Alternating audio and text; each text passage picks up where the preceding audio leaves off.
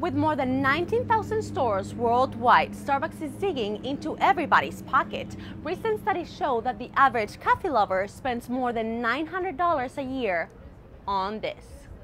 Margarita has traveled all over the world representing the country where she was born, Mexico. And right now she's training harder than ever to go to Morocco and play at the European Q School. What was supposed to be the new rising city now is practically a ghost town. And on my back are the empty spaces of what was supposed to be Nordstrom's, Macy's, and Bloomingdale's, the anchor stores for Phase 1.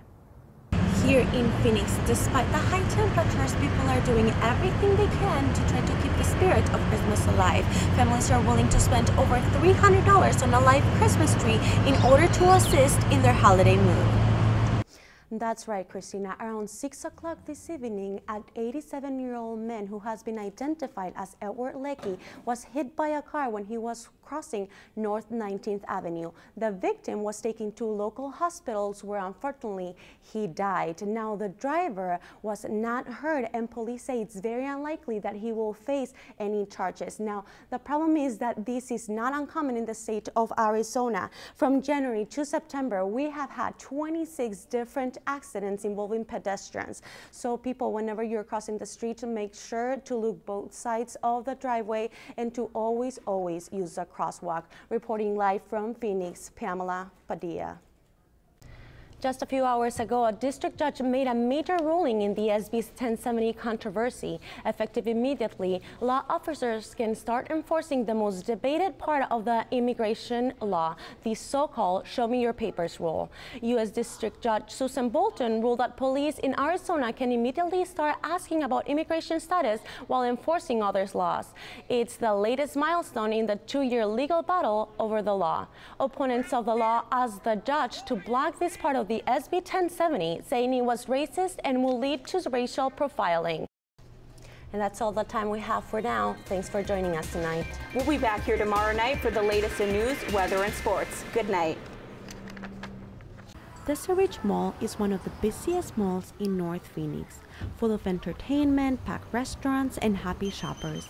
But less than half a mile away, the situation is very different. Phase 1 of City North was built in 2008, and the project that was supposed to generate close to $20 million a year in sales tax revenue did not even make it to the construction of Phase 2. Since then, more than 25 retailers and restaurants have left or decided not to open. What was supposed to be the new rising city now is practically a ghost town. And on my back are the empty spaces of what was supposed to be Nordstrom's, Macy's, and Bloomingdale's, the anchor stores for Phase 1. Aaron Goff was the store manager at Coldwater Creek who closed the store and fired 10 employees due to the lack of traffic at this location. It would be maybe 2 to 3 hours between customers. And sometimes we would end in a negative. We wouldn't even end in a positive because if we only got 5 customers and 3 made a return, so the days were really long. But against all odds, there are some stores like Best that are optimistic about the future and are finding ways to make it through the tough times. It's, we understand what is survival of the fittest. We understand that, we have to change what our financial model was going to be. At first it was all about, how can we make money off this program, and we used to charge almost double what we're charging now. According to Leslie Himley, marketing director of City North, the development is heading into a positive direction, and the 99 luxury apartments are close to be completely leased. Reporting from Phoenix, Pamela Padilla.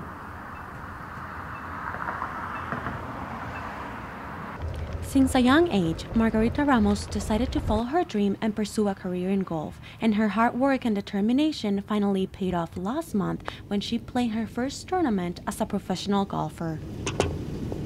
And it turns out that I got 3rd place and I won my first professional check. And to be doing what I love to do and to get paid for it, I can't even explain it. Makus, like her loved ones call her, is a lovable and determined 22-year-old girl who has to train 8 hours a day, 7 days a week. But her biggest sacrifice is being away from her family. And, it's been a hard road. I've not done many things that I wanted to do or been with my family a lot of times, but it's paying off little by little. Margarita has traveled all over the world representing the country where she was born, Mexico, and right now she's training harder than ever to go to Morocco and play at the European Q School. But Ramos wouldn't be where she is today without her biggest cheerleader and caddy, her mom. I love her so much. I miss her so much. And I'm so glad that she has done everything she wanted. For now, Margarita continues to hit the ball and prepares to play at the 2013 Ladies European Tour. Reporting from Phoenix, Pamela Padilla. Hi, my name is Marco. I'm 18 old. I work Safeway. Some people may label Marco as a kid with disabilities, but in fact, he has many different abilities. And thanks to his hard work in a volunteer organization called Best Buddies, he's able to do what a normal 18-year-old does, go to college and go to work. I learned my job and my friends. Through employment, Best Buddies allows individuals with disability to earn an income, pay taxes, and helps them to integrate into the community. Rudy Almazan shared his comments. I think it's important that even people who have disabilities feel just as confident, just as valuable, and just as able to contribute to society as anyone else.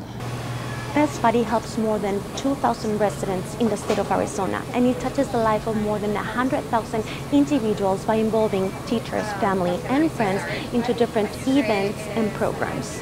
Whether it's helping them with public speaking, employment, or by simply providing them a friend, enhancing the lives of people with disabilities is very important to society. Reporting from Phoenix, Pamela Padilla.